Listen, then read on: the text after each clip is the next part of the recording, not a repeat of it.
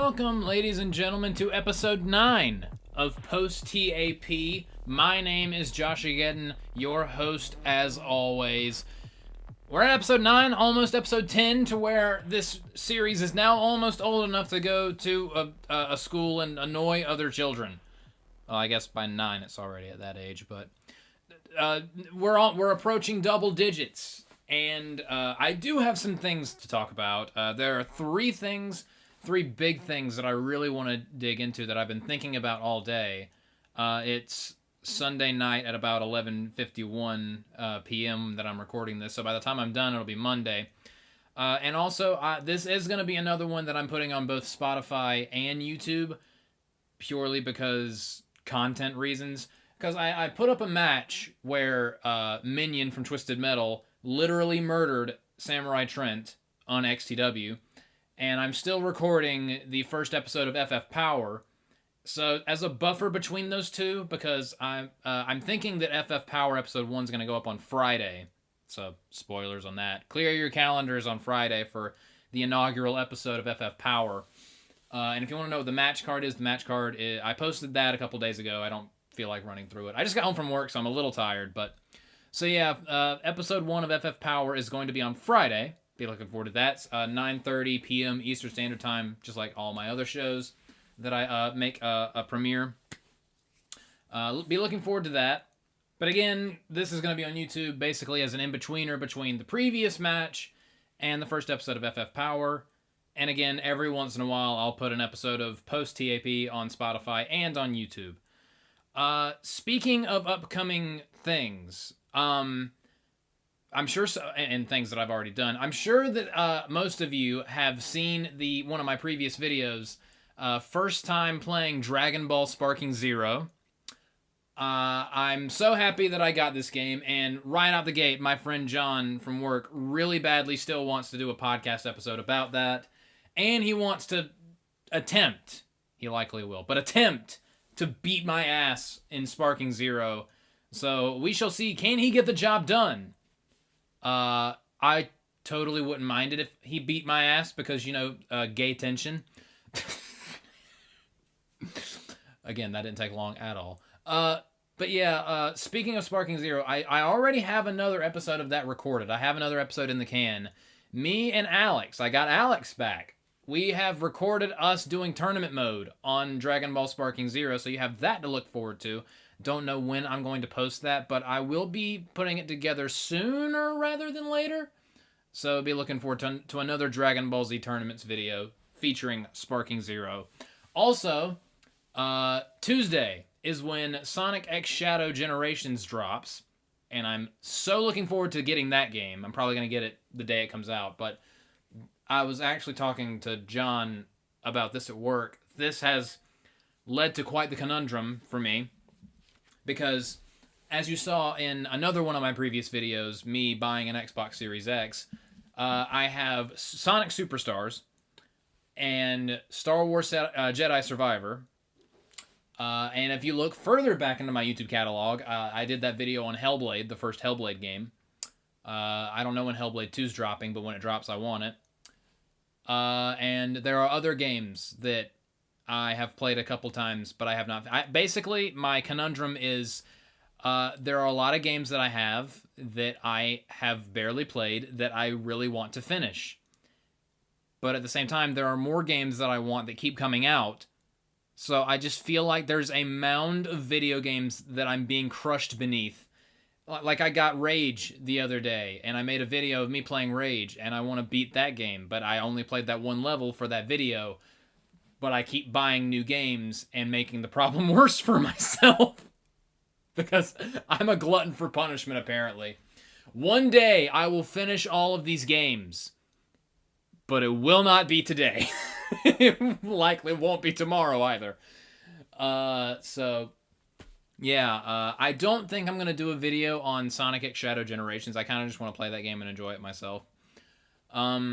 Speaking of which, I'm also looking forward to Sonic the Hedgehog 3, because again, Sonic 3 and Sonic X Shadow Generations kind of go, they're under the same umbrella of this Fearless Year of Shadow 2024 campaign thing that I'm glad that they're doing a promotional campaign for my boy, Shadow the Hedgehog, but I don't get where they got Fearless from. I guess edgy would have been too obvious, but whatever.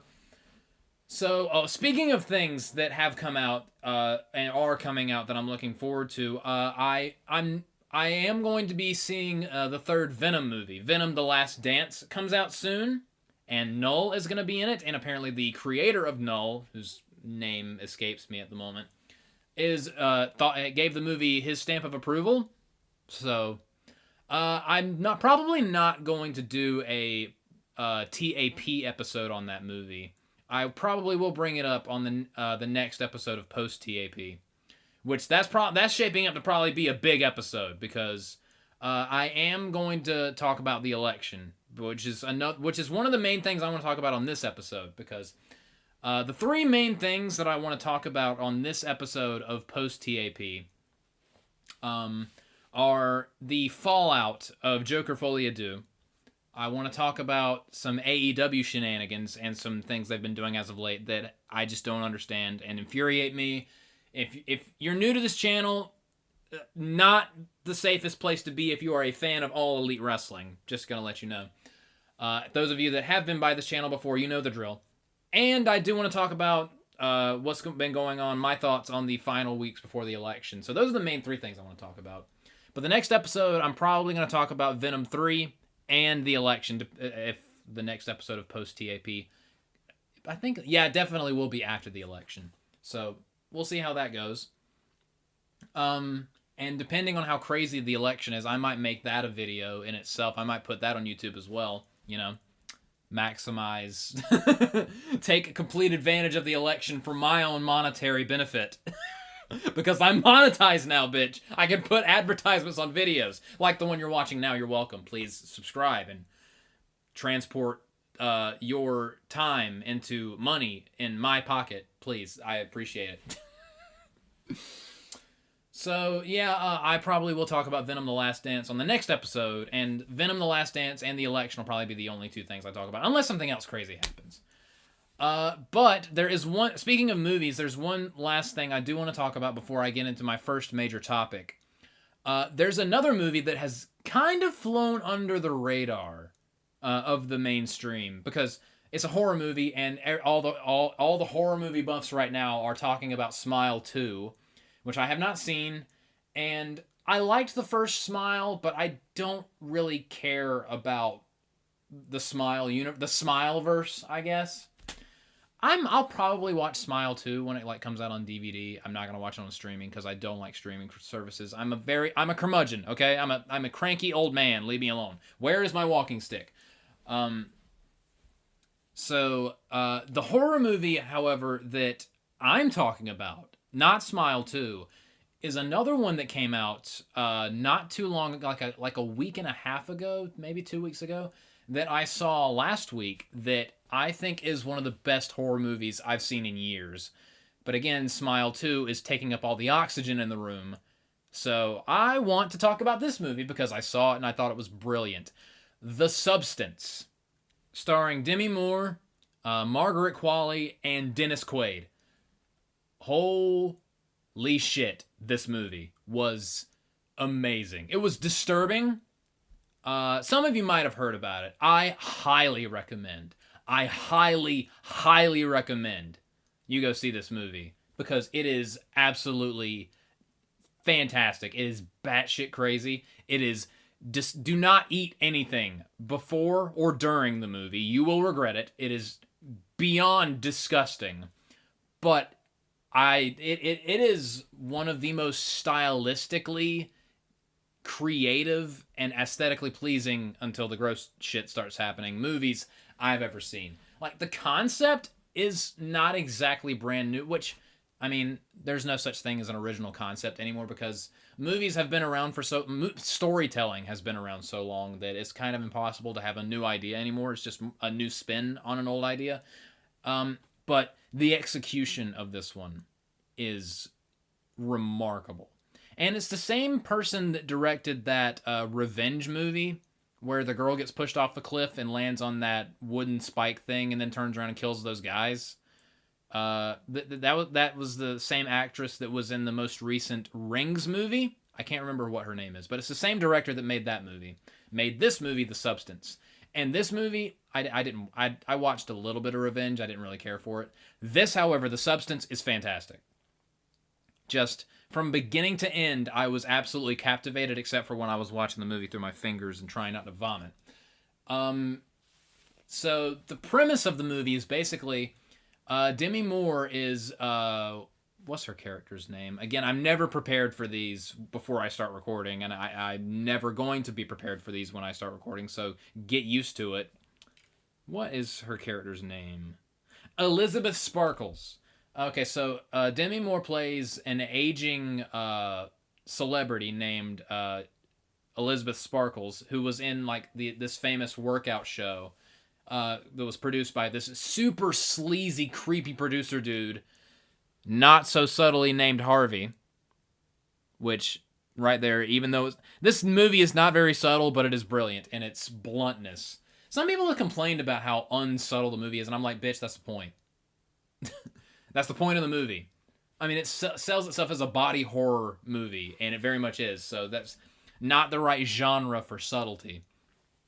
But she plays an aging superstar, an aging celebrity, who realizes that she's in the twilight of her career because she's turned 50, and she realizes that her popularity is waning, and that kind of sends her down a downward spiral until she discovers the eponymous substance, which, when she injects it, she literally has a younger, perfected version of herself hatch from her spine. And it's super gross. And that is Margaret Qualley's character, and she names herself Sue, but there are rules, and she has to respect the balance, because when she's one, the other is like in stasis. But the one that is active, the one that her consciousness is in, needs the other one to stay alive, and every 7 days they have to switch, because it's kind of like when you use something for too long, eventually it drains its power and it's not as useful anymore. Or like if you're using your phone, eventually you're going to need to plug it back in and charge it, or a laptop or whatever. Same idea here. And of course, you know that they're not going to respect the rules, and things happen, and it gets crazy, and the ending of the movie is absolutely bananas. And the intro to this podcast, the intro to this video, actually used like the main theme from the OST, the score of the movie, which is another thing. The score in this movie is marvelous. I love it. The whole aesthetic, and I hate using this word, but the vibe of this movie is just phenomenal. I cannot recommend this. I'm not going to spoil anything. I just gave you the basic premise. Go watch this movie. Demi Moore is amazing. Margaret Qualley's great. I remember that she was in the crappy Death Note live action movie. Completely different. They're like that, not even in the same universe. But let me tell you, the show stealer, Dennis Quaid. This dude. This guy. Oh my God. He was like Vince McMahon on cocaine. Well, so Vince McMahon. Vince McMahon on more cocaine. And speed. He was such an amazing douche in this movie. He was the best thing in the movie, honestly. Like, everyone in the movie was fantastic, but Dennis Quaid stole every scene he was in. He was ridiculous. And I'm so used to Dennis Quaid just being like a nicer guy. Like I remember him from Yours, Mine, and Ours, and he was like a nice but unassuming kind of bumbling dad. He's always been like a nice person in movies. I remember him in I think he was in G.I. Joe: Rise of Commander Cobra. Rise of Cobra, that movie. How many of you remember that movie? He's always been like a good guy. I don't remember ever seeing him as a bad guy, but he knocked it out of the park in this movie. So go watch The Substance. It's fantastic. I loved it. Again, make sure your stomach is empty before you start watching it, or your stomach will be empty during the viewing of the movie. Just full disclosure, warning, full stop. Yeah. But speaking of movies, the most recent episode, one of the main three things I want to talk about on this episode of Post Tap, there's another movie that came out recently that was a horror movie in all the wrong ways, despite not even being that genre. It was horrific. And it's a movie that I talked about recently. I did a episode of TAP on it, where I didn't exactly give it a glowing 5-star review on Yelp. It was actually pretty scathing. Joker Folie a dipshit. Joker Folie a douchebag. Joker Folie a what the fuck are we doing here? Yeah.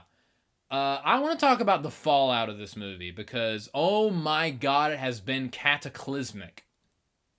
Like, the meteor that killed the dinosaurs did not crash and burn as hard as this movie. Okay, maybe that's a bit of a stretch, but dear God, I have not seen a movie get this just massive of just pure go-away heat and rejection than this movie. And I actually have to go back on something a little bit that I said in my review of the movie, that episode of TAP. I said that over time I'll dislike the movie more and more and more, and in a year I'll probably hate it. I underestimated myself. I'm already at that point. I am already at the fuck this movie point. Because the more I thought about it, the more I'm like, that sucked. That was awful. That was horrific. It was embarrassing.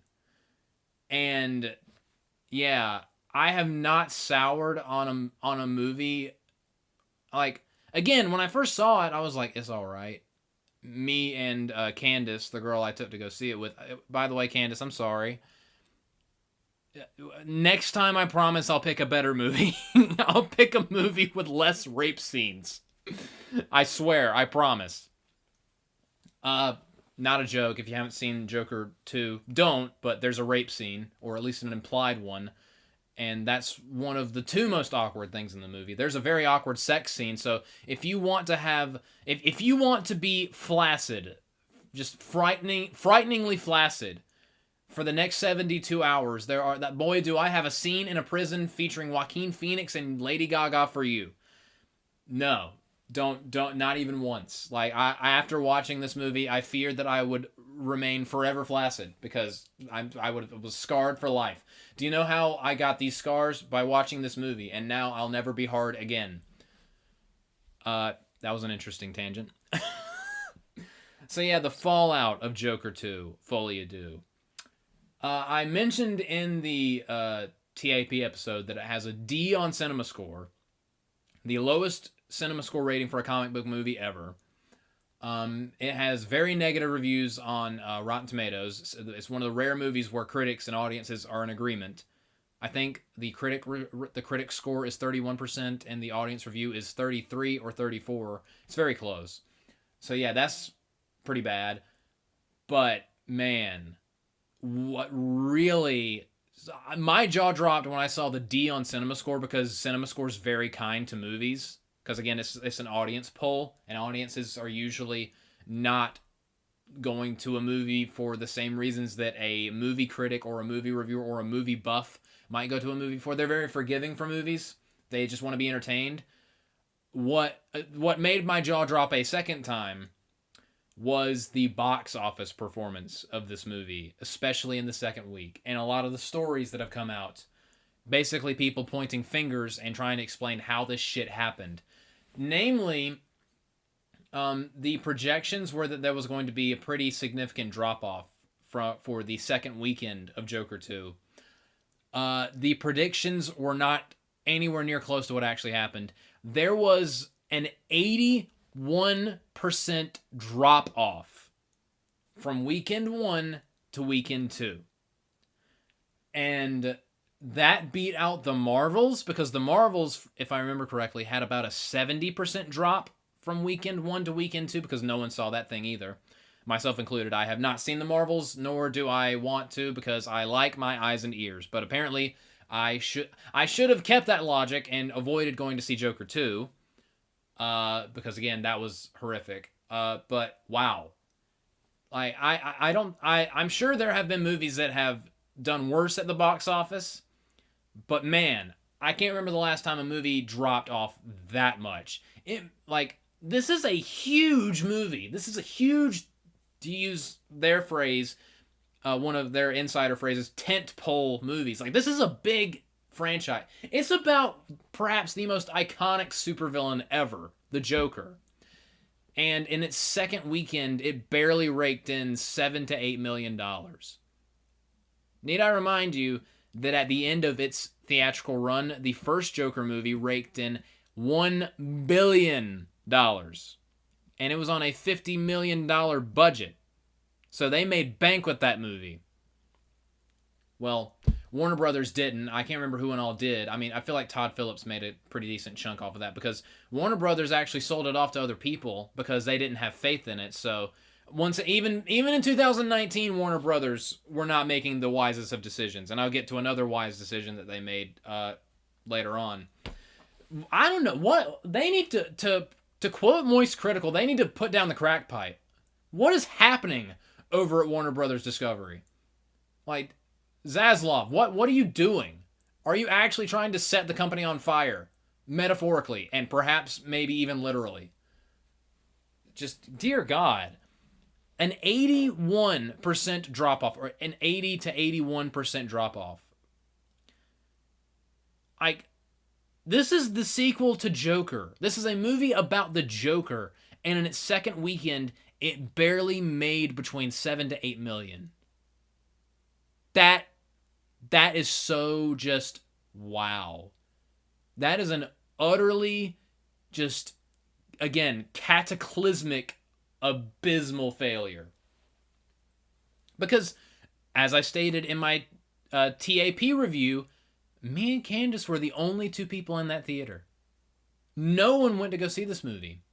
And it's because it had just perhaps the most corrosive and poisonous word of mouth that a movie like this has possibly ever gotten. I mean, sure, the reviews were not great coming into this because, again, they had it apparently they had the director Todd Phillips had this movie play at the Venice Film Festival, which apparently it received an 11-minute standing ovation from the "but isn't art" crowd.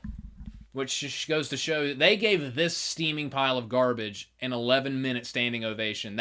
That should tell you something right there, how far those people's heads are up their own asses. Like, my God. It's a wonder they haven't vanished within themselves. Because how much of your own head can you fit up your own ass before you just vanish? And you're just gone. That's a visual.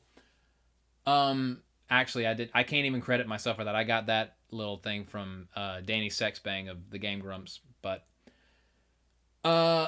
yeah, so from the Venice premiere, like, even though it had an 11-minute standing ovation, there were some reviews from that early, and they were not very positive. And the negative reviews just sat on Rotten Tomatoes for like a month or two before the movie came out, and people hated it. And then everyone was like, and again, they also shot themselves in the foot, not only by announcing that it was a musical, but by making it a musical in the first place, which is another thing I'll get to in a second, because another little interesting tidbit came out about that. Basically, this whole thing was DOA. Like, honestly, like, you could just feel the enthusiasm for this movie shrivel up and die as soon as they said the word musical.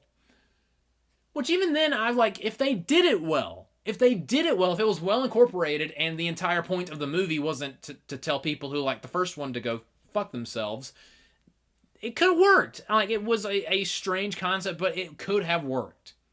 It could have. But again, the music in the movie felt like a complete afterthought, and the entire movie was a middle finger to the first one. So, again, it's not entirely surprising that this movie failed so hard, but it's not surprising that the movie failed, but how hard it failed and how hard it was rejected, that's what's got people raising eyebrows, myself included. But, on that point, apparently they made this a musical because the idea to make it a musical came to Joaquin Phoenix in a dream.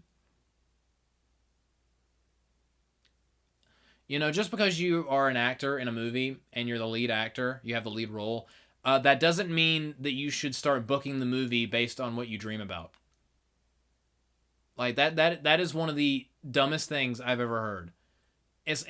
It's like people always point to, like, when it comes to The Last Jedi, which right there, this is a comparison that I've heard thrown around. The Joker 2 Folie Deux is basically The Last Jedi of the Joker movies. I can see where they're going with that, but first off, Rian Johnson is looking at this shit and laughing. Because there were people who liked The Last Jedi. I'm one of them. I liked The Last Jedi. I didn't feel that it was a blatant middle finger to Star Wars. Some people did feel that way. Some people don't. But that movie, there were people that love it, there are people that hate it, and there are people that are in the middle. I personally think it's pretty good. And I know a lot of people are going to be mad at me about that comment, but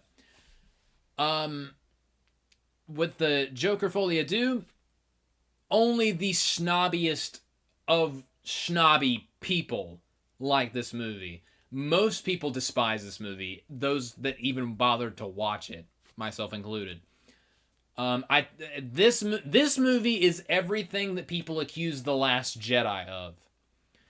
But on that point, people love to throw in Rian Johnson's face that, oh, Mark Hamill doesn't approve of the direction you're taking Luke Skywalker.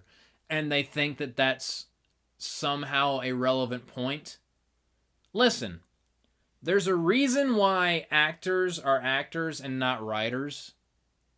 Wasn't there a thing about about Mark Hamill wanting Luke Skywalker to be some kind of pirate?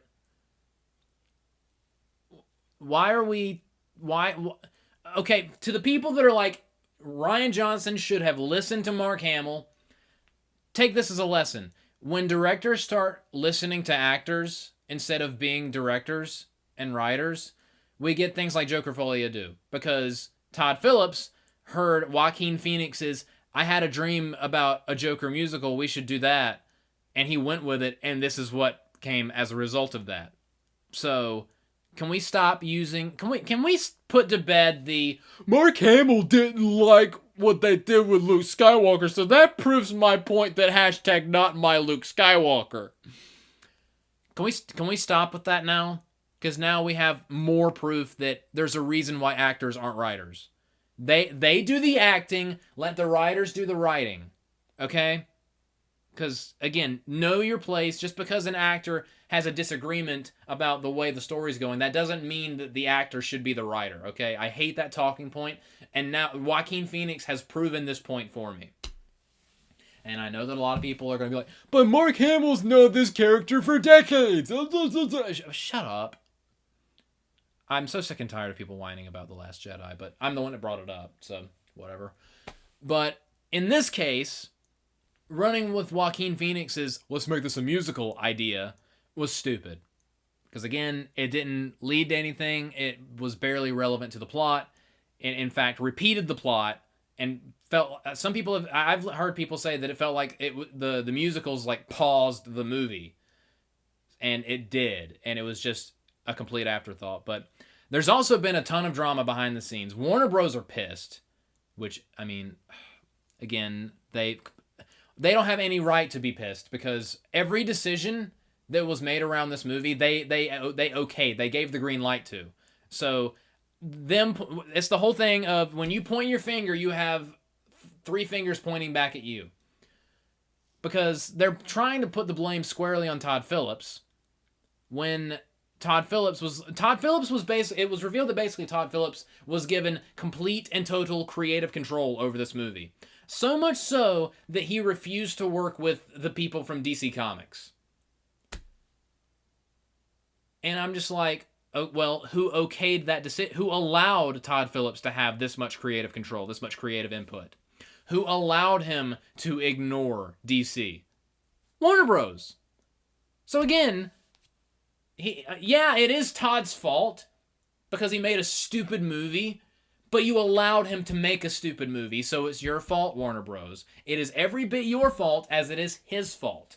And again, watching the movie, which I wish I didn't, but watching the movie, the whole time it felt like Todd didn't want to make this. I made the joke in my review saying, I didn't want to make it, y'all don't want to watch it, none of us are happy. And that is probably the most accurate review of that movie that I could have uttered in that entire podcast.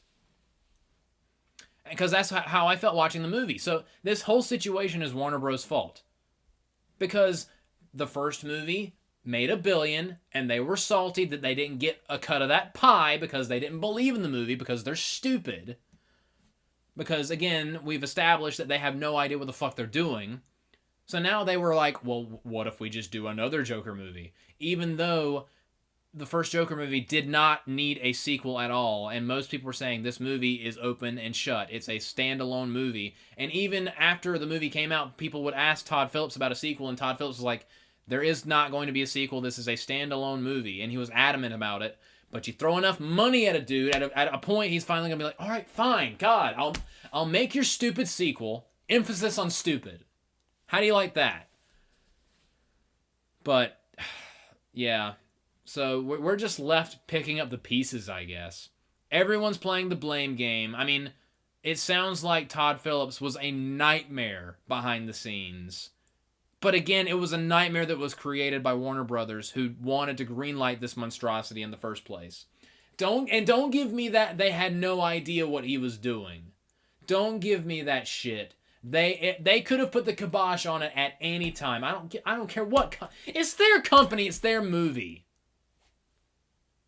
And they footed the bill for it. They gave Todd Phillips $200 million to make this movie and spent another $100 million on the promotion of the movie. The promotional campaign for the movie. They put all of that money into the movie. It was their movie. They were just dumb enough to give Todd Phillips credit. It honestly reminds me, I'm about to talk about wrestling. So many coincidences. This feels like, because in WCW, they gave Hulk Hogan and Kevin Nash and other people full creative control, and that led to disastrous situations. That led to Hulk Hogan doing dumb shit and not wanting to go along with the finish. He didn't want to put over Sting at Starrcade 97, and Kevin Nash is the guy who decided I should beat Goldberg. It's the same shit. Don't give people that shouldn't have creative control, because stuff like this is going to happen. This is why you shouldn't do that. And of course, Warner Bros. It's just like they're incapable of not making that mistake. Because I just good Lord.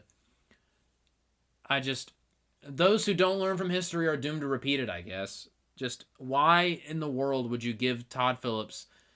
Because he obviously demanded it. Like, okay, if you give me this much money and give me this much control, I'll make your stupid fucking movie. At what point do you say, okay, these demands are ridiculous? No. At what point are you just like, okay, it's a lost cause? Or if you want to make the movie, put in a different director. Have Todd Phillips give some spark notes and have someone else direct it. If you absolutely positively need this movie to happen, if Todd Phillips is being that much of a pain in the ass about it, why is Warner Bros. So stupid? Zaslav, I'm talking to you. This is all your fault. Like, this dumb shit with Joker 2 and the dumb shit you're doing with AEW. What you're allowing these idiots to do, basically burning your company to the ground and all the money you've ever made. I don't get it. None of this makes any logical sense. None of this makes any business sense. And honestly, they deserve Joker Folie being the massive, just insane failure that it was. But they're never going to learn their lesson. They're going to keep doing dumb shit like this because they have a never-ending tsunami of money. So they have a Scrooge McDuck amount of money somewhere. So it's just a bottomless pit. So they can afford to never learn their lesson. But I just wish that they would go, at some point they deserve to go bankrupt. Because they keep doing dumb shit like this.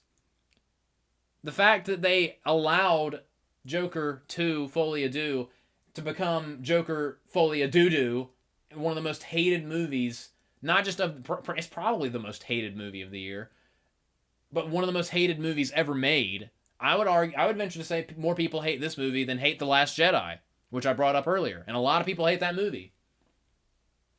So, I guess that's as good a transition as any to talk about some AEW wrestling. Going from Joker Folie, a dipshit, to all ejaculation wrestling. Warner Brothers, are you happy that you made this new deal with AEW and Tony Khan? Are you happy? Are you getting a return on investment? What were you guys thinking? What was going through your minds during the recent Tuesday Night War, where AEW went head-to-head with NXT on Tuesday, and NXT got over 800, got somewhere between 800 and 900,000 viewers, and AEW got like 350,000 from, it was 340 to 350, maybe even 320,000. Not even half of what NXT got. Not even half. They got the pants beat off of them. How did that make you feel? And I know that Dynamite is usually on a Wednesday, and there was a whole bunch of stuff going on, so it's not purely indicative of the failings of AEW that they got that abysmal rating when they went up against NXT.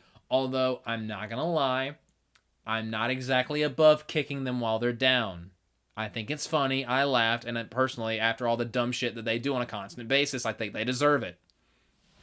And apparently there are rumors that, I think on election week, NXT is going to be, because the election's on Tuesday, and NXT is usually on Tuesday, so they're probably going to move NXT. I've heard that they're going to move NXT to Wednesday that week, so we're going to have a rehash of the Wednesday Night War, and I sincerely hope that NXT goes to AEW night, Wednesday night, and beats them again. So that's my hope. But WrestleDream, the reason why I wanted to talk about AEW is because they've been making some decisions that I just do not understand or agree with. And again, I know that some people that like my show, that like my channel and my podcast, are AEW fans. And I'm not trying to discourage you from enjoying what you enjoy and liking what you like. I'm just saying I has some issues.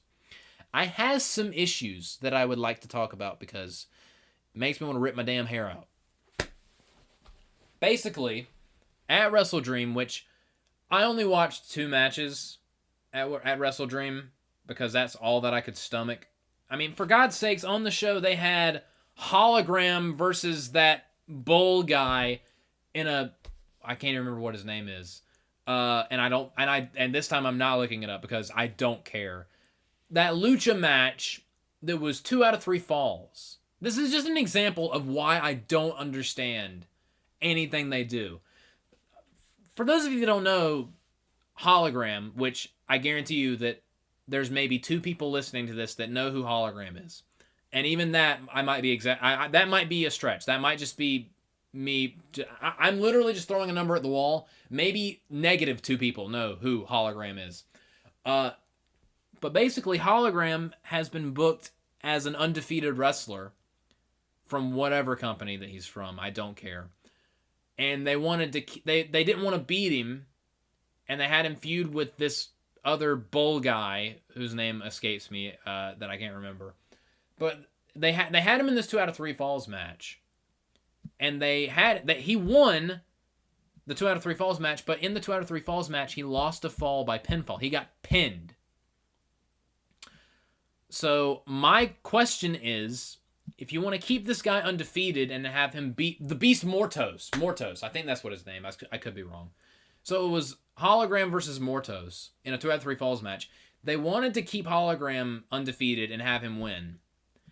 If you want to do that, why would you put him in a 2 out of 3 falls match where he gets pinned?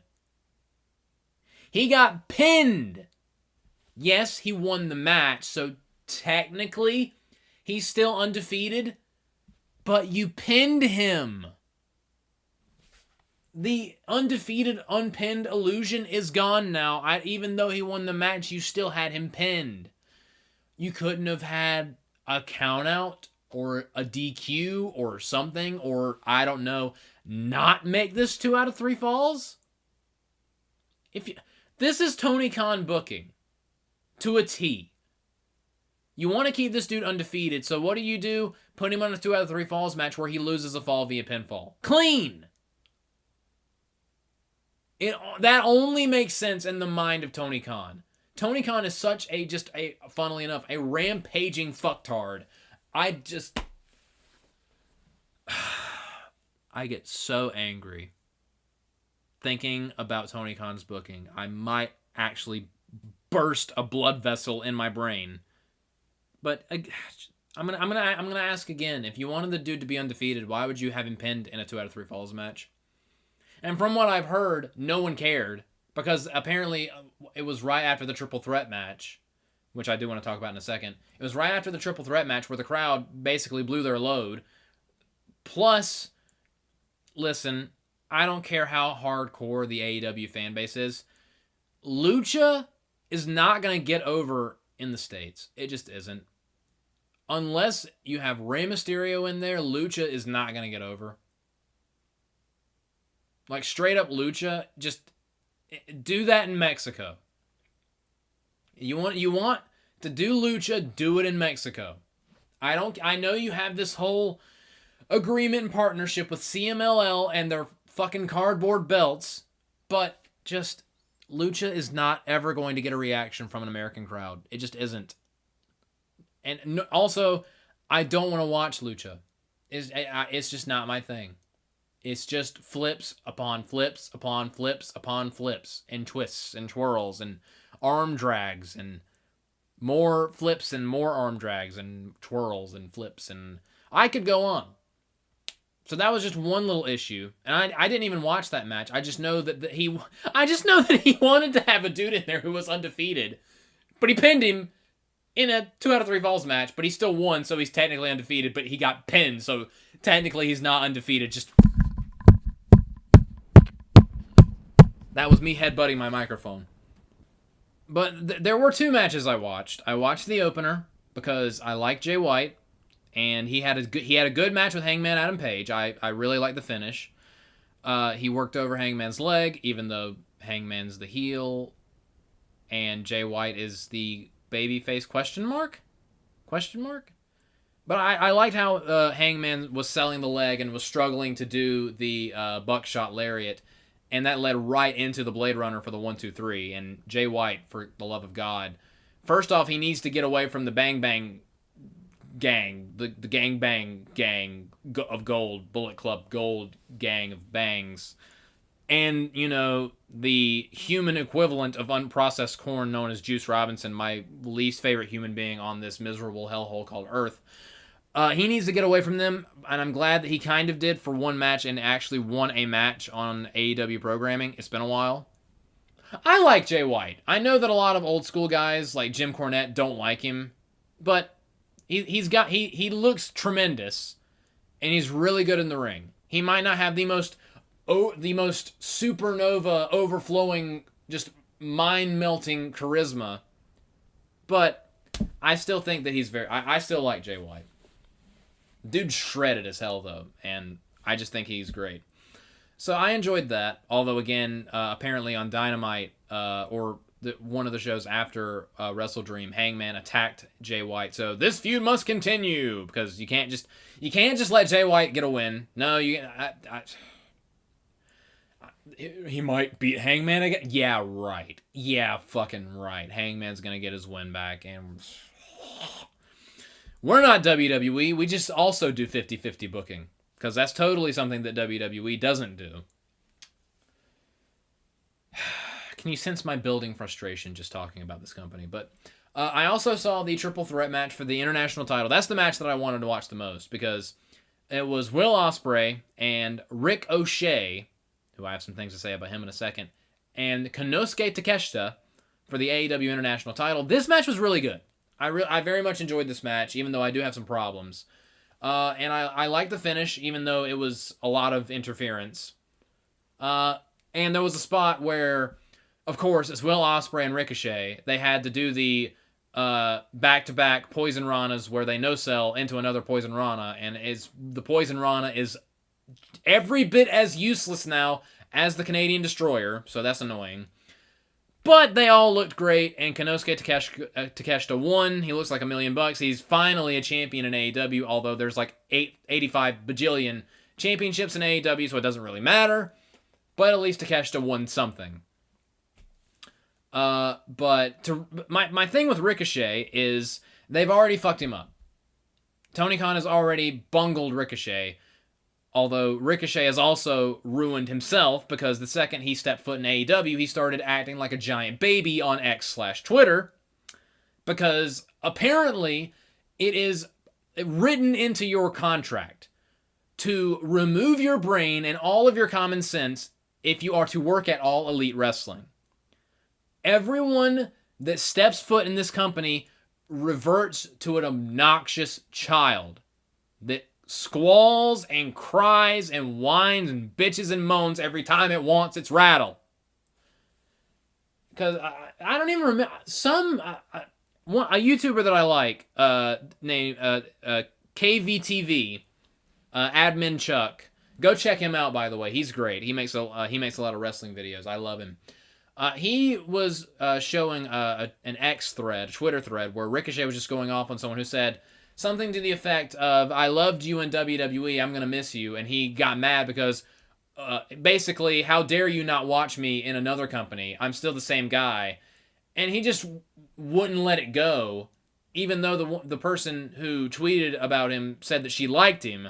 But he was just mad because, it's the whole Adam Copeland of, "I love AEW. How dare you insult my precious AEW? This is where the best wrestle. AEW gives people jobs. How dare you?" You know a company is cooked when the only defense that people give as to why they like it is because it gives people jobs. I do not give a single solitary shit if a company gives people jobs. Who cares? I don't watch wrestling because I'm so happy these people are employed.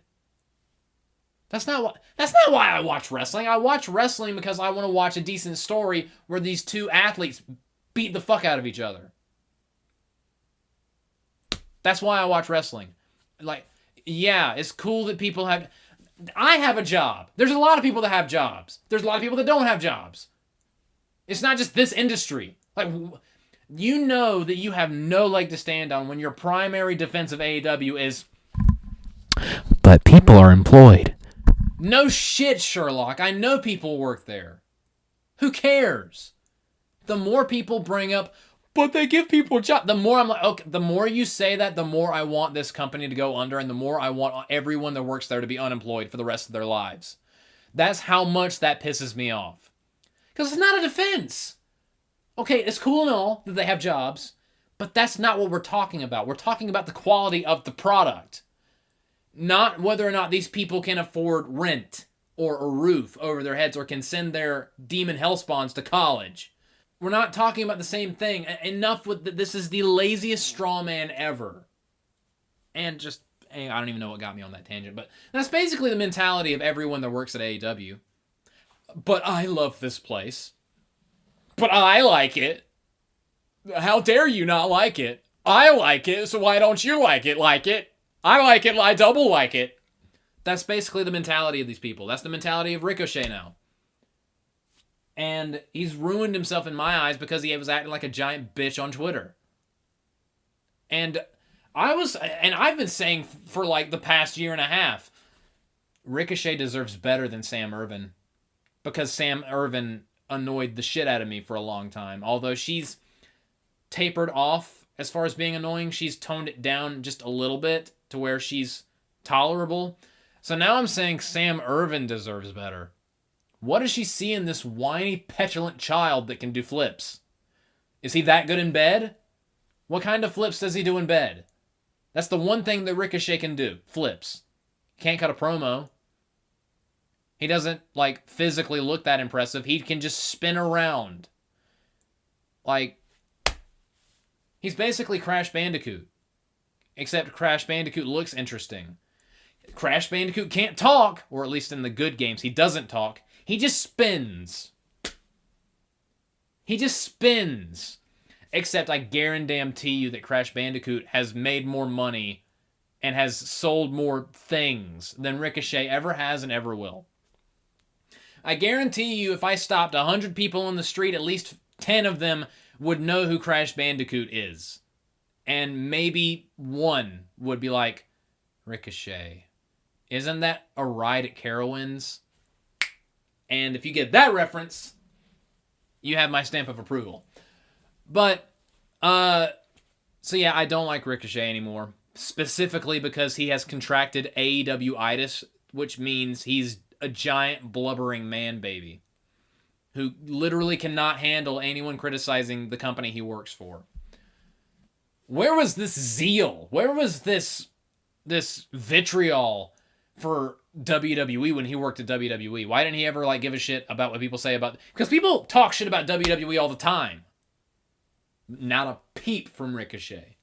But the second you question anything AEW does, oh, be careful, they'll send the attack dog Ricochet out to bite. I don't get it. But back to the match, it was fine, but the booking of Ricochet has also ruined Ricochet, and he's barely been there a month, and they've already killed it. So, we all know, even people who love AEW for some reason, cannot deny that the only reason why Ricochet is in AEW is so he can wrestle Will Ospreay. Will Ospreay was basically on his hands and knees saying, Bruv, you gotta work at AEW, bruv, I'm on my hands and knees. Okay, that was probably a bit too much, but you get what I'm saying. He whispered sweet nothings, and by sweet nothings, he just whispered bruv a lot into Ricochet's colon, trying to get him to work in AEW. And instead of building to this first ever match in AEW between Will Ospreay and Ricochet, what is the paragon of genius booking known as Tony Khan do? He blows through it in 3 weeks. That is...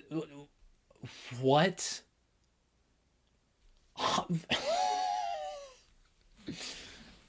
And, like...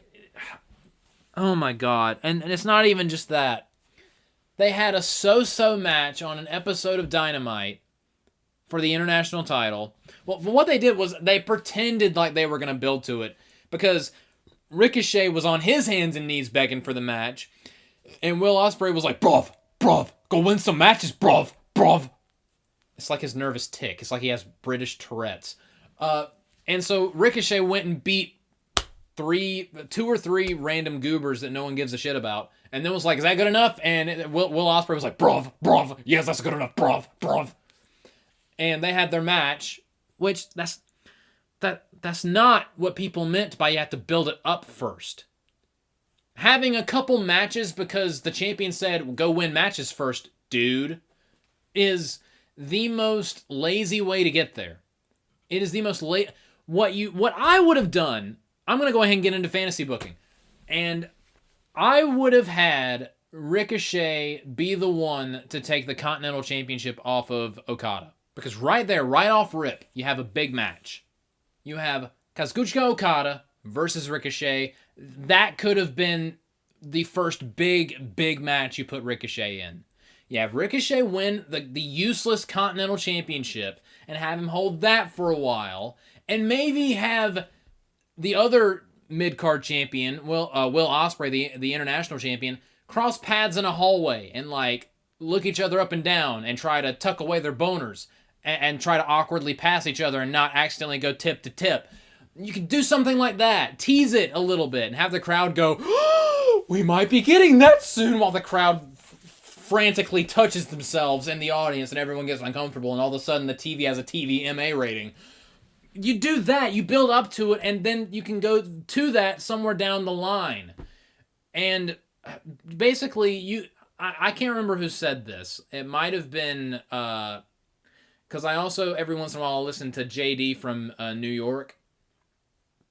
It was either him or Solomonster that said they could honestly be AEW's Bret Hart and Shawn Michaels, which is... right there, I have issues with that comparison because Will Ospreay and Ricochet are not even close, not even remotely close to the level of quality and talent of Shawn Michaels and Bret Hart. But besides that, what they're saying is these can be two mortal enemies or rivals, like the Goku and Vegeta, or the MJF and Cody Rhodes, the John Cena and Randy Orton, where you can have them apart, and when you need to, put them together and have them go at it.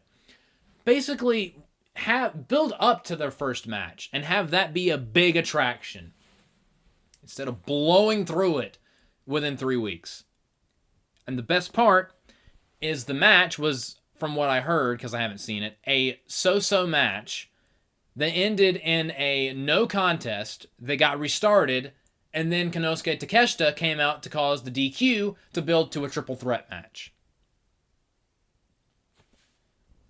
So you have your first Ricochet Will Ospreay match on a random episode of Dynamite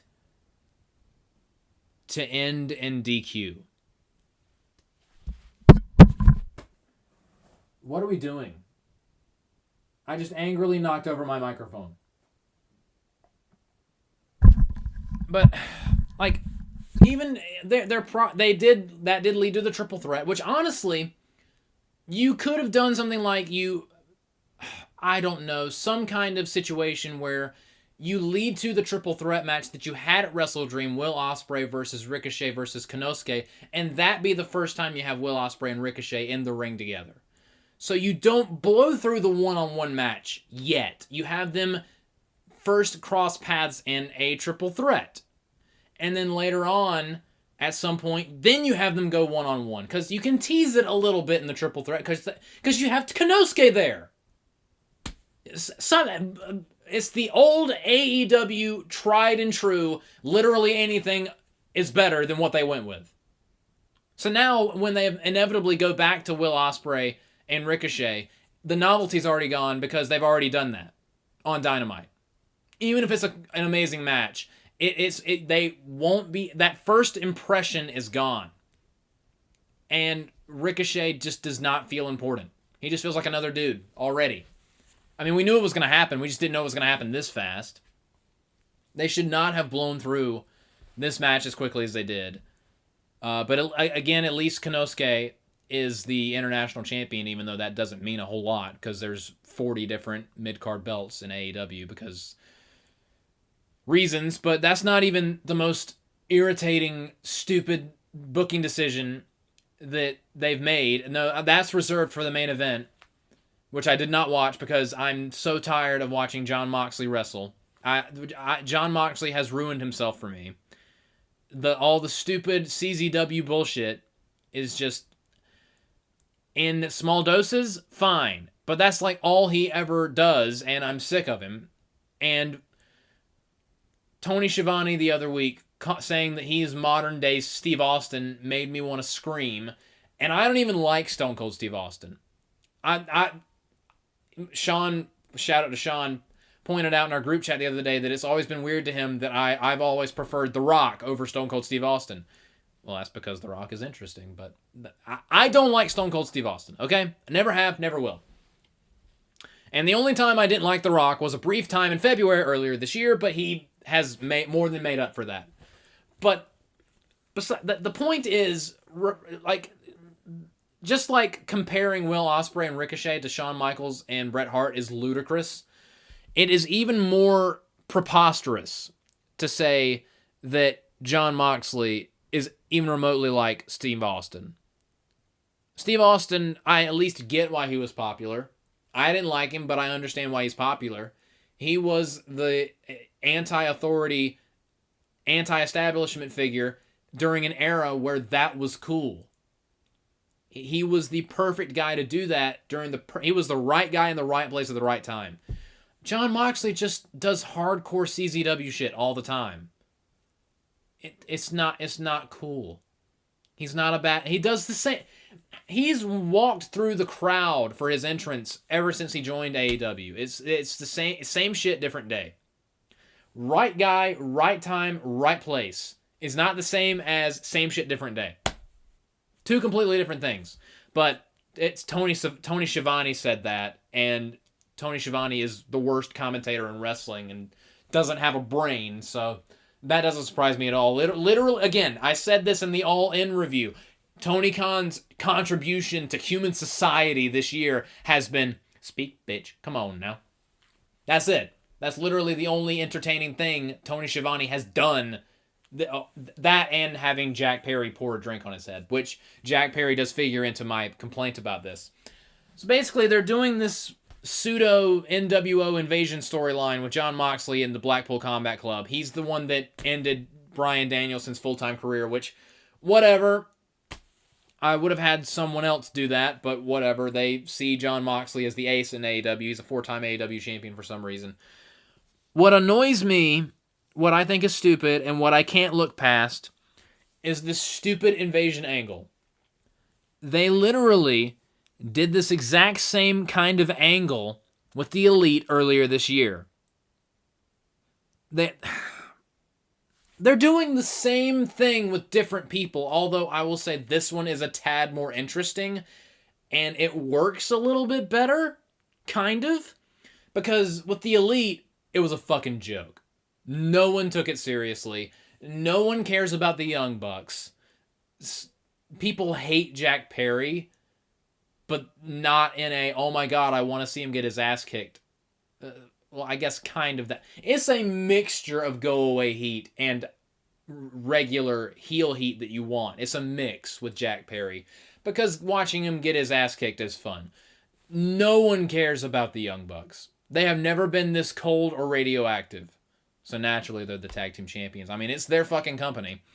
But the whole storyline was a mess. The Elite trying to take over AEW, trying to capitalize off of the whole controversy with CM Punk that really tanked AEW. Early, like the whole thing with them revealing the backstage footage at All In last year with CM Punk and Jack Perry. That stupid decision that the company is still struggling to recover from.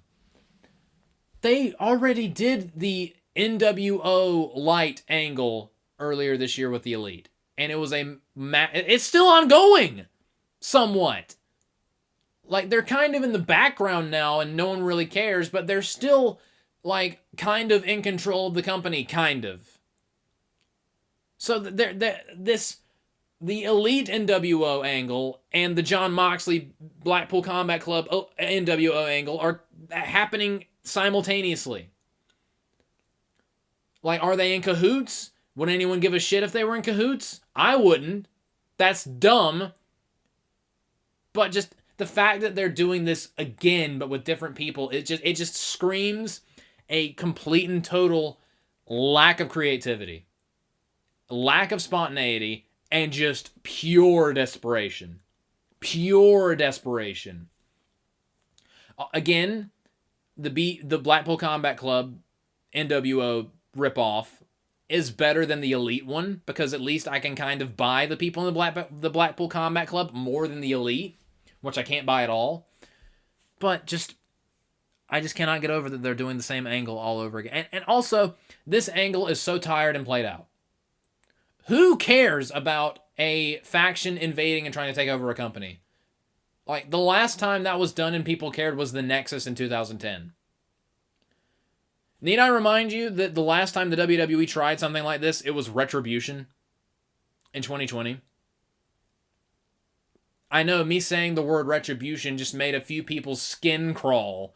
But, again, like, I literally on my show did this angle for 8 years with the Clown World Order, and then I got rid of it because I was sick of doing it. And I used that to start a whole new thing that I'm still doing on my show, TAW. And that has branched off into a bunch of other things. So yeah, I'm not exactly innocent of using this storyline, but I stopped doing it and I used it as a foundation for other things. With AEW, they're literally just throwing shit at the wall and hoping something sticks. And I know that this is likely building to Darby Allin finally winning the AEW World title, and everyone's gonna cheer, and yay, Darby Allin's finally the world champion, but I'm so not gonna care when that finally happens. For me to care about someone winning a world title, like, some of this shit has to matter. And the second time you're doing a dead angle in the calendar year, like months apart from the last time you tried it, I just don't care. I don't care about Jon Moxley. I don't care about NWO ripoff angles, especially when you've done it twice in the same year. Like this is just the Nexus all over again. This is the NWO all over again. This is the... I hate AEW. I really do. And I want to, like, there are people in AEW that I still like. I like Darby Allin. I like Will Ospreay. I want to see someone punch Ricochet in the face. I like Takeshita. I like Okada. I like Jay White, but just... Warner Discovery, what do you see in this company?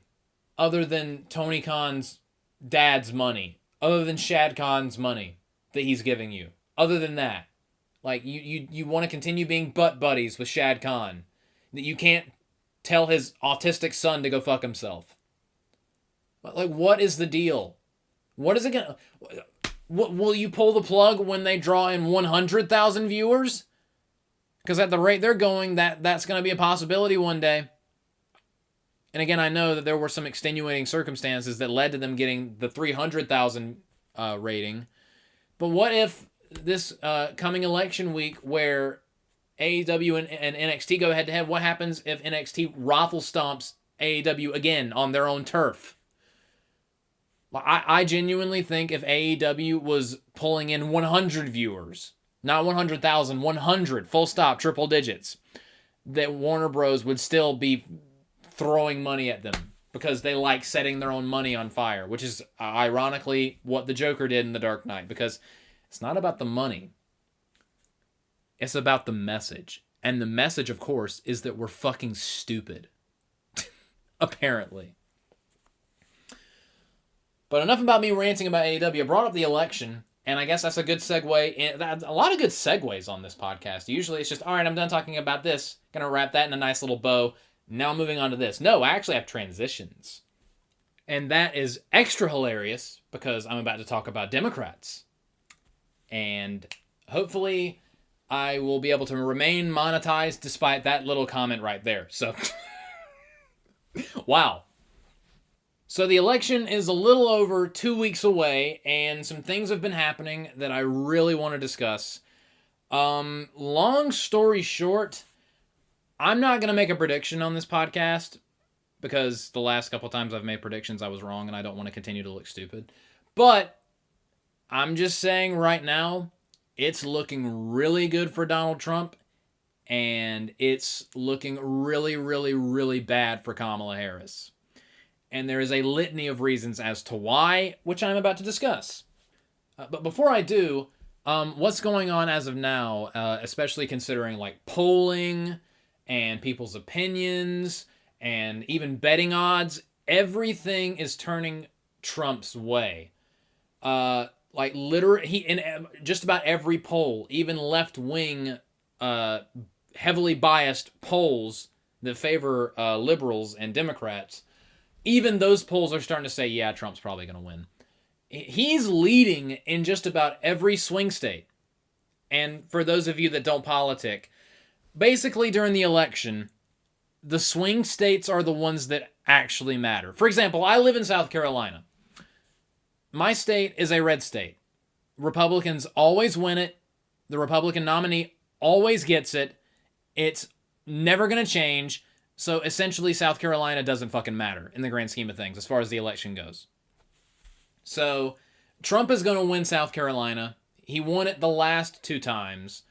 And Republicans, again, always win South Carolina. So again, my state doesn't matter. California is the quintessential Democrat state. It's been blue and it'll always be blue. It has the largest amount of electoral votes that one state has. But again, it's never going to change. So again, California doesn't really matter in the grand scheme of things because it is never going to turn red. It's never going to turn purple. It's not even going to turn a light shade of blue. It's always going to be dark blue.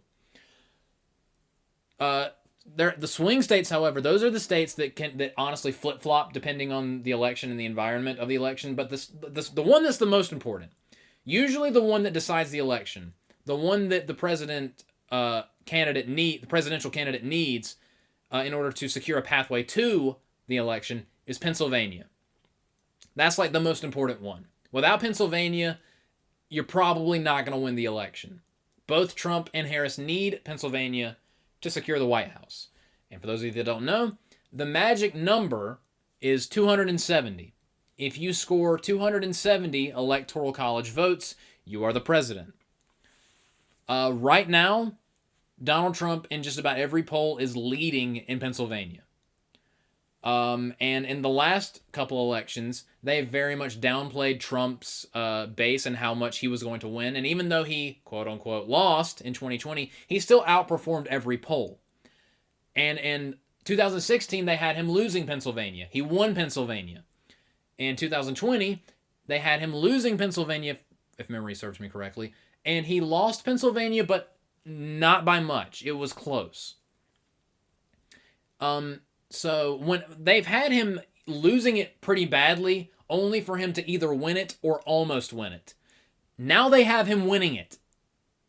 So just with Pennsylvania, as far as like that is concerned, just based on the polls, Trump is likely going to win Pennsylvania. And if he does, he's probably going to be the president. And the same can be said about every swing state. He's leading in all of the polls, even a lot of the Democrat ones. And the betting odds have shifted in favor of Trump. He has like a 50-something% chance of winning. Kamala has like a high 40% chance of winning. Republicans are celebrating. Although one thing I will say I am proud of Republicans for is they're celebrating, but they're measured in their celebration. At least every pundit that I've listened to, every YouTuber that I've listened to, they're like, yeah, things look good. Things look good right now, but do not become complacent. And I like that. Because complacency is the one thing that could kill this for Donald Trump right now. Is if people don't go out and vote because they assume, oh, he's going to win, so I'm just going to stay home, take a bath, wake up in the morning. Oh my God, why is Kamala president? Because you didn't go vote because you got complacent. Don't do that. I'm a Republican, by the way. And also in this podcast, I'm not going to tell you who I think you should vote for. But since I'm talking about politics, I think it's only fair to address that what my political affiliation is, and I've also decided that I am going to be voting. I am going to be voting for Donald Trump. I don't love the guy. I'm not a MAGA guy. I'm a conservative who's like, you know what? Fine. I'm reluctantly voting for him because I've said it before. Like, there are some things that Trump does and says that I like, and some things that he does and says that I don't like. I have a more neutral position on him. He's a mixed bag to me. Like, people either love the guy and worship the ground he walks on, or they hate him and they've been trying to shoot him at least 3 times now. So I'm not going to tell you who I think you should vote for. Whoever you think is best, that's who you should vote for. If you think Trump is best, vote for him. If you think Kamala is best, vote for her. I don't ever want to come off as if I'm trying to tell you who you should vote for. So that is up to you. But what has really caught my attention is not so much how the Republicans are handling this news, but how the left is handling this news. For example, the Young Turks, the Young Turks are essentially the left's version of the Daily Wire. You know, the conservative media company owned by Ben Shapiro and Jeremy Boring. That's the one that has Matt Walsh and Michael Knowles and Andrew Klavan. The Young Turks are basically liberal Daily Wire. That has Cenk Uygur, at least I think that's his last name. I don't know how to pronounce his last name. And Anna Kasparian and the rest of their peanut gallery. The most recent video I've seen of them, where they were talking about the upcoming election, my God, the look on their faces, especially Cenk's face. This dude looked and sounded like he was on the verge of tears. This dude despises Trump. He hates him, and he wants Kamala to win, but he looked like a broken and defeated man. And his voice was shaky. his posture, his facial expressions, he looked like his cat was just sawed in half right in front of him. Not hit by a car, not caught a disease and died. No, got chainsawed by Leatherface. That's what he looked like on the most recent episode of the Young Turks that I saw. And Anna Kasparian. By the way, Anna Kasparian is super far left. She's a radical feminist. She's super pro-LGBT. She's super pro-abortion, super pro-weed. Basically, what you would expect a modern liberal to be. Except she's independent now. She actually put up an op-ed on whatever website she has, talking about how she left the Democrat Party. She's politically independent now. If you are too far left for Anna Kasparian,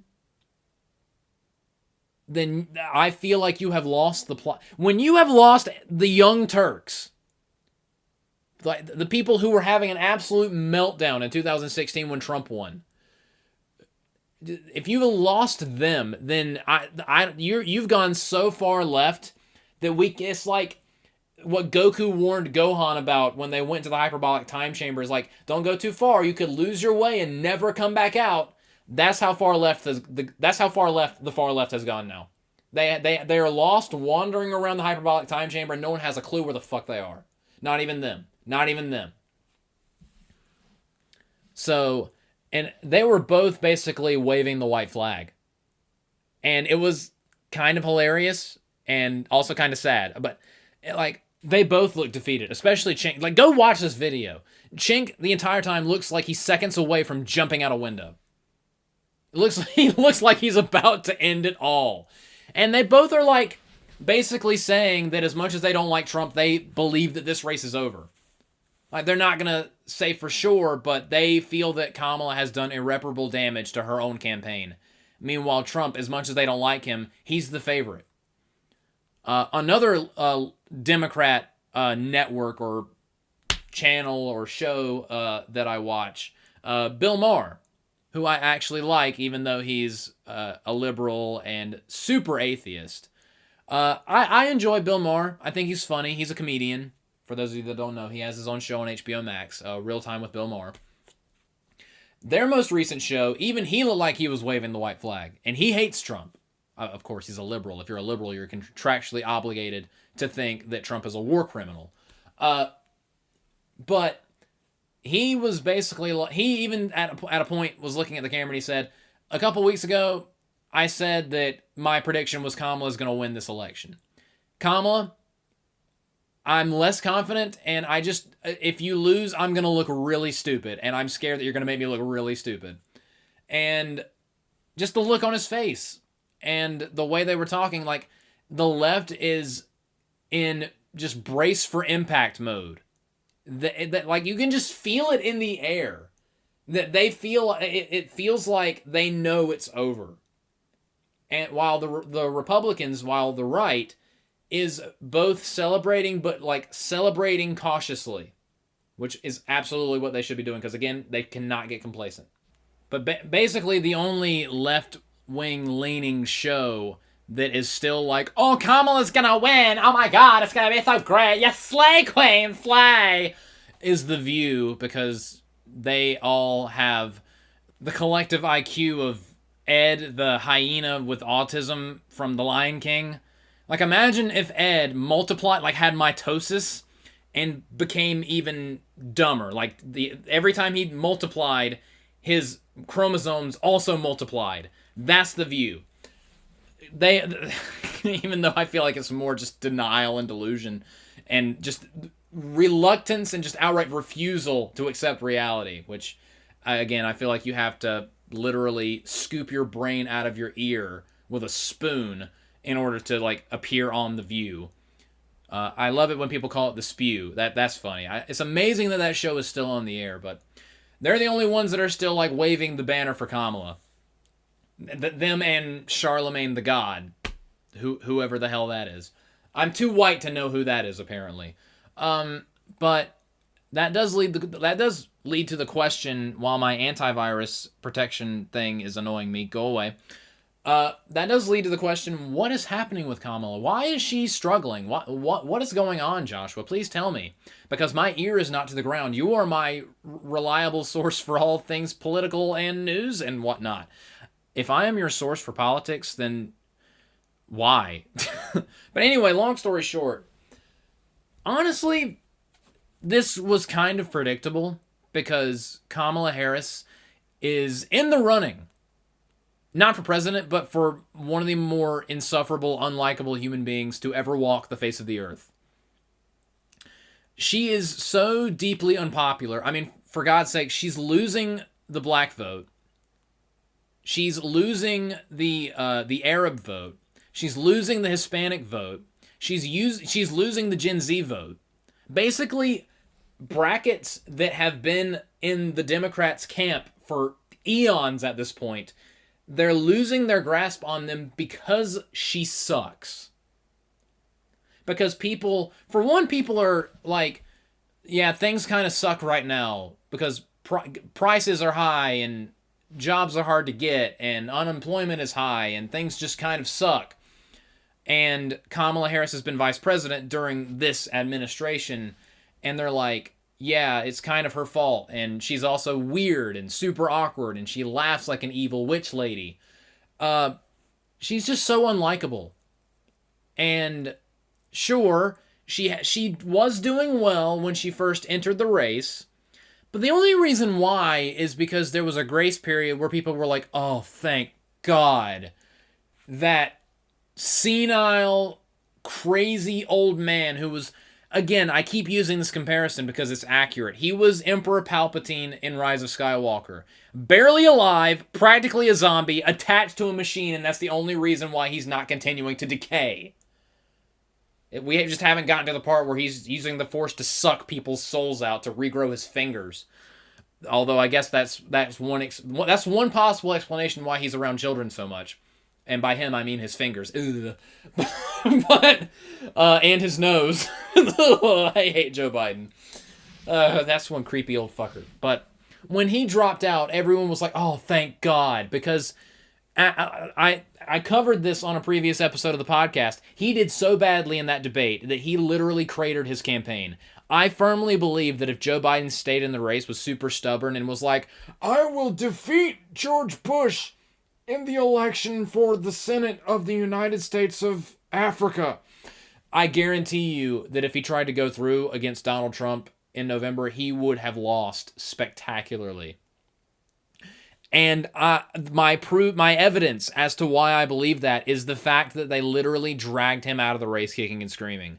It's basically the same way that Vince McMahon resigned from WWE. It's because people straight up told him to. People that he could not say no to told him to leave. It's the same, although again, Vince McMahon has done far more disgusting, shady, awful, just criminal shit than Joe Biden has that we know of. But this is a similar comparison as far as they were too stubborn to leave, but they were forced to. But to save face, they said they resigned or stepped down. Although, on that note, since Joe Biden stepped down, we have not heard a single solitary peep from him, despite the fact that he's, the president of the country. Seriously, who's running the country right now? Where is Joe Biden? Wake him up. Is he literally at an old folks' home? Is he in a nursing home? Is he in hospice? Is he alive? Probably not. Again, attached to a machine, trying to regrow his fingers with children. Ugh. Where's Joe Biden? I have not heard or seen anything from Joe Biden since he dropped out of the race. I'm beginning to think that literally, if Donald Trump wins the election, I'm beginning to think after, like the day after Trump is inaugurated, we're all going to find out that Joe Biden is a skeleton. Like literally a skeleton. And Deadpool is using his remains to fight off the TVA. Just where is Joe Biden? Instead of where's Waldo, where's Joe Biden? Someone find that crazy old man. Where is he running through the street naked again, chasing children? Stop him. He's the president. He's the president. Someone please take the president his pants. No one wants to see his boner. Especially when he's near children. I'm not going to stop bringing that up because it's disgusting and kind of hilarious. But yeah. So the only reason why Kamala appeared to be popular. Okay, there's a phrase that's thrown around whenever it looks like one party's going to do well and they kind of do well, but then they taper off. It's called a mirage. Like when Republicans do well, but then they taper off, it's a red mirage. Or when the Democrats look like they're doing well in an election, but then they taper off and lose, it's a blue mirage. Kamala Harris had a popularity mirage when she entered the race. She was popular for about a month, give or take a week, simply because she was someone other than Joe Biden. That's literally the only reason why she appeared at all acceptable and why she was beating Donald Trump in the polls. Also, it helps that the people backing Kamala, people in her party, people in her administration, did not let her go before a camera or they did not have her go on a media tour for like that first month that she was put in Joe Biden's place. And there's a reason for that, because the second she started opening her mouth in front of cameras, that's when her numbers started plummeting, because she is about as verbose as Joe Biden. Not because she's old and geriatric, but because she's awkward and just weird and just can't talk. She is so painfully not a gifted speaker. I'm not saying that Donald Trump is over here eloquently stringing together soliloquies of his orange brilliance. I'm not saying that Donald Trump is the world's greatest public speaker, but my God, he's Shakespearean in comparison to Kamala Harris. There is beating around the bush, and then there is tap dancing backwards around the bush and tripping over every branch, and then trying to get back up, and then headbutting the branch that you just tripped over. That's Kamala Harris whenever she talks. But again, like, they had her not say anything, and then after the debate, she was still kind of up there in the polls, but then she just started cratering. And there are a couple things that really sunk the ship for her, although again, the election's not over, and she could still win this thing. It just, the more time goes on, the closer we get to election, it seems less and less likely, because she's an idiot. But just the more she talks, the more she ruins any chance of her becoming president. The more she talks, the more she loses. Because just, there's a couple reasons why people are just not biting. There's a couple reasons why people are just refusing to vote. They're either voting for Trump or not voting at all. That's what it feels like. And there are a few reasons for that. For one, she wasn't even picked via primary. The only reason why she's in this spot is because she was the VP. And it happened too close to the actual election that they did not have the time to do primary, so they just put her in there because she's the VP. Also, if they did primaries, Kamala Harris would not be in this election. How do I know this? Because 4 years ago, Kamala Harris was bounced out of the primaries almost as soon as the Democrat primaries started. Does anyone remember the debate she had with one Tulsi Gabbard? Because I do. Because Tulsi Gabbard eviscerated Kamala Harris. For those of you that don't remember, basically the issue of weed came up. And of course, Kamala Harris, one of her things is she's pro-weed. Tulsi Gabbard brought up the fact that Kamala Harris is the reason why a lot of people went to jail for a very long time because of weed-related incidents. She pointed out that hypocrisy and basically dropped a nuke on Kamala's campaign. She demolished Kamala Harris so bad that literally the only way she could have hurt this woman more is if Tulsi pulled out a gun and shot her in the face. And it was not long after that debate that Kamala dropped out because no one was getting behind her because Tulsi just destroyed her so bad that she literally went running with her tail in between her legs, only to turn around and become the vice president. Because, you know, some people are not going to like this comment, but it's the truth. She was at the forefront of the idea of the DEI hire. She became the VP, in my opinion, based on the way she's been running this campaign, and every time I have the enormous displeasure of listening to her speak, or at least attempt to, I guarantee you that if Kamala Harris's skin color was a few shades whiter, Joe Biden would have picked someone else to be VP. That is the only reason why. It's the same reason why Kamala Harris picked some random white dude to be her VP, is because she's trying to make herself more acceptable to those southern racists out there who only care about white people. Tim Walz is the token white guy. But again, she lost so badly in the primaries in 2020, and she is still the same. Nothing about her has changed except her position. She would not have made it this far because she's deeply unpopular. Granted, Tulsi Gabbard didn't reduce her to ash this year, but still, she would not have made it past the primaries. That's reason number one as to why she's failing. Another reason is a lot of people that still, for some reason, support Joe Biden, because I guess elder abuse is just cool. Those people are pissed off because they feel like Joe Biden was betrayed. They feel like Joe got robbed. And they do not like Kamala Harris and are just going to, you know what?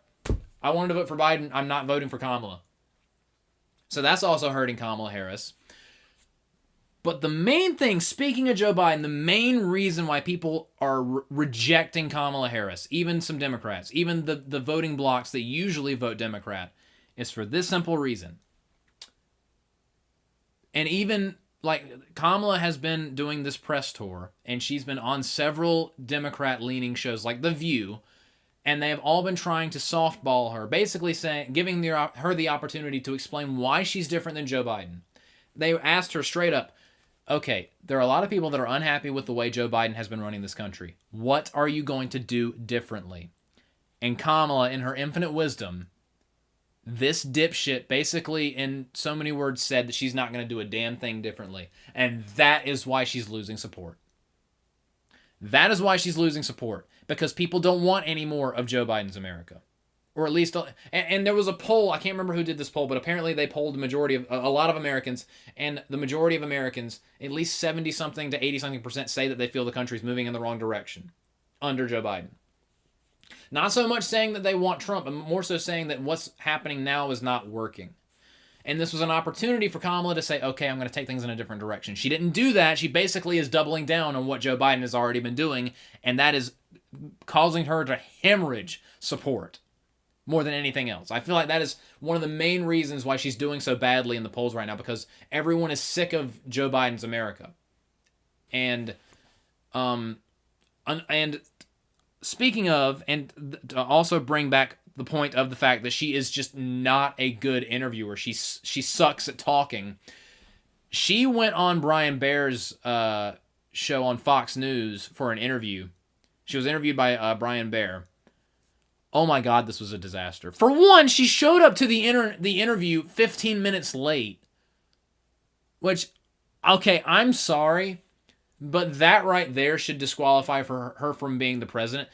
You are running to be the president, and you have an opportunity to talk to the opposition, to appear on the main news platform of the Republican Party, and talk to them and try to not so much win them over, but to try to, like, do something. Do anything.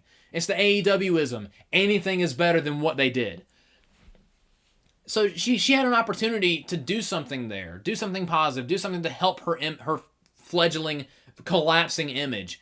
And she went on there and just, for one, so much word salad. So much word vomit. Tiptoeing around the bush backwards and tripping over the branches.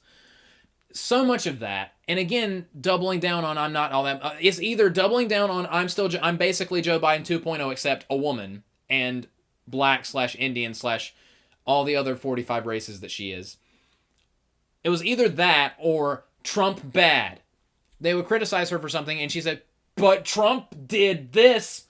But the entire interview was either I'm Joe Biden 2.0, but with a vagina, or the orange man bad. The orange did it. I didn't do it. The orange did it. I don't like oranges. I don't like orange juice. I don't like the annoying orange. I don't like the color orange. Orange people should not be allowed to vote. They should be in chains. Why don't I like Dragon Ball Z? Because the Dragon Balls are orange and I hate that color.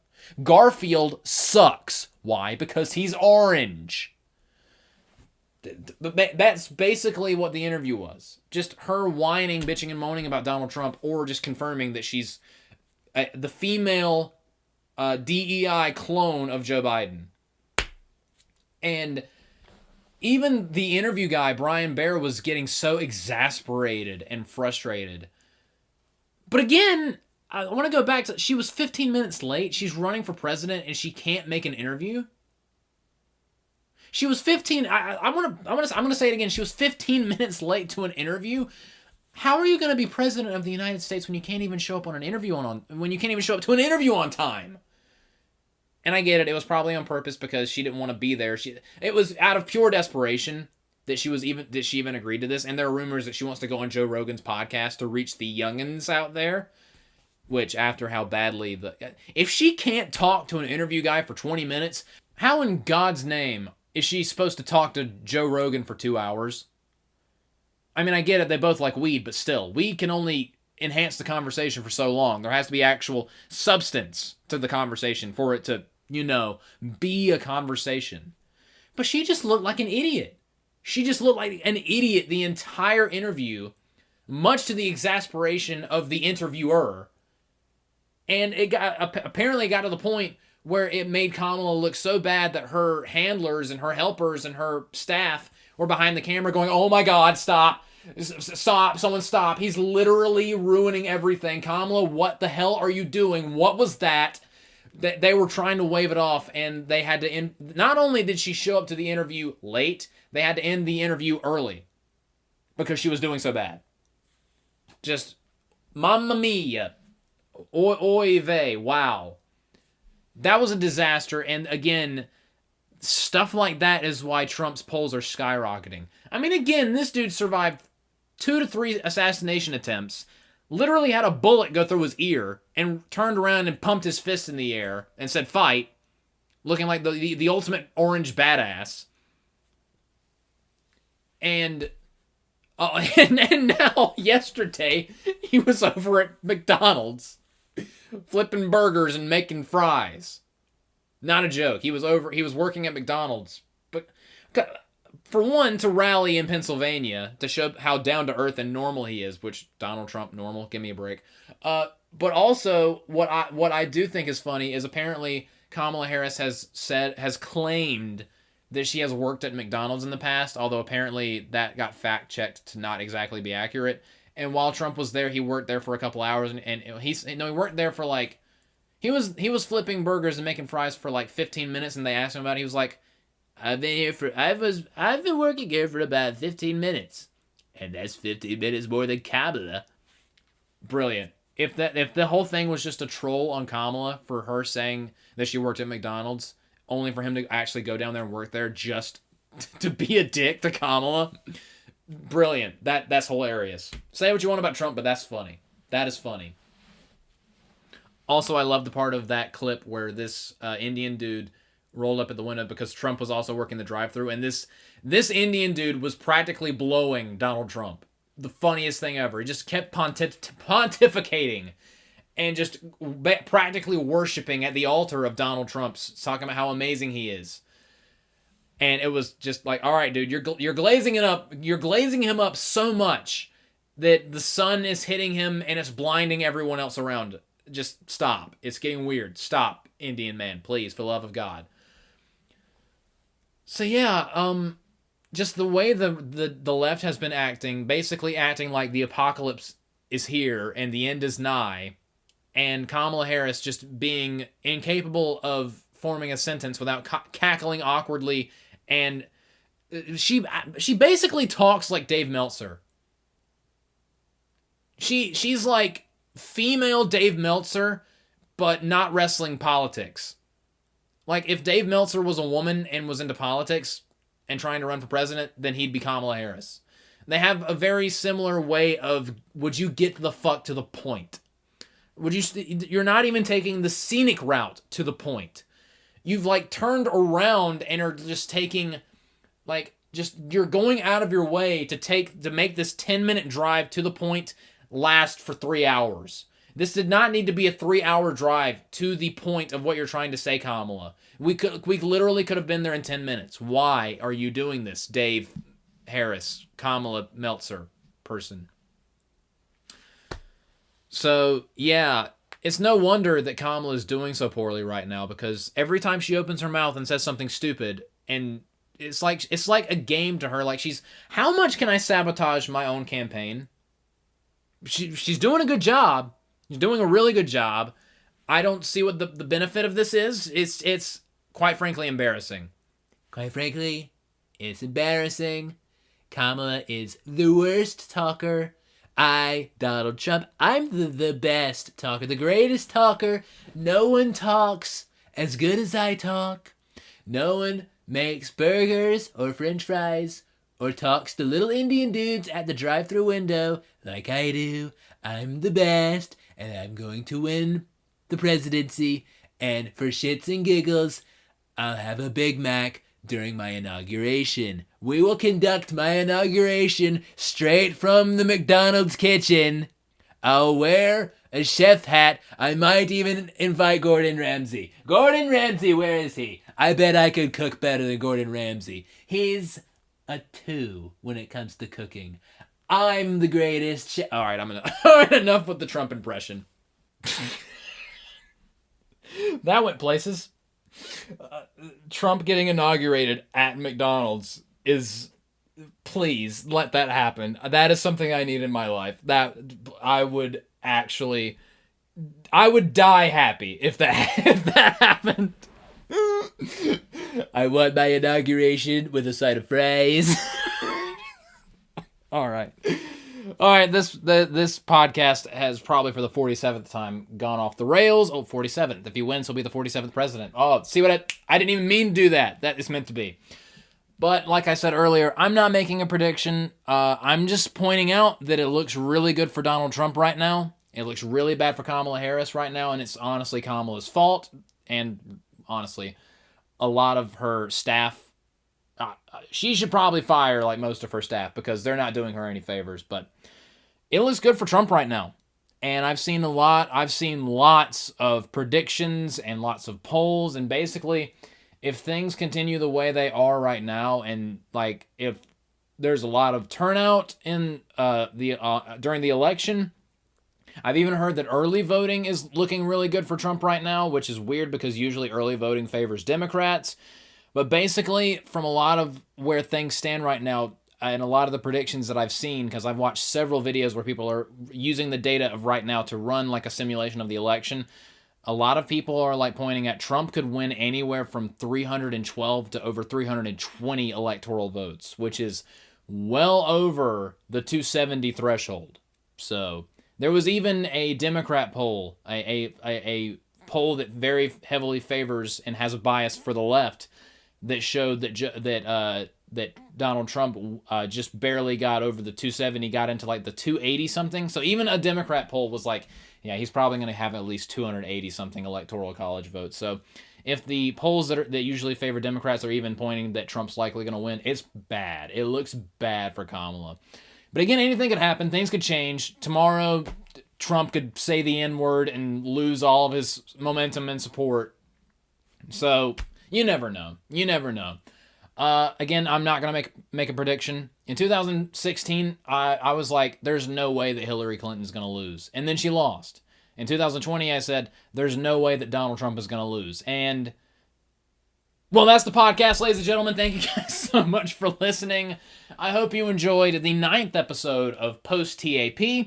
And on the 10th episode, hopefully we will figure out who the president is, and I will talk to you guys a little bit about Venom: The Last Dance.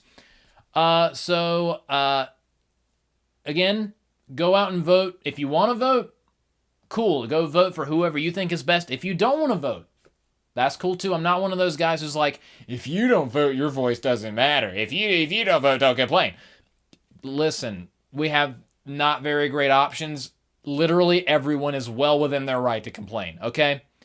And just because I'm voting for Trump, that does not mean I like him, and that does not mean I'm not going to complain when he inevitably does or says something stupid. So I hope you guys enjoyed this podcast. Like, comment, subscribe, and all that fun stuff, and wonder what crazy hellish landscape we're going to be seeing by the time I bring to you guys episode 10, the post-election fallout. I'm both nervous and looking forward to that episode, but again, that is all for the 9th episode, and I will see you guys next time.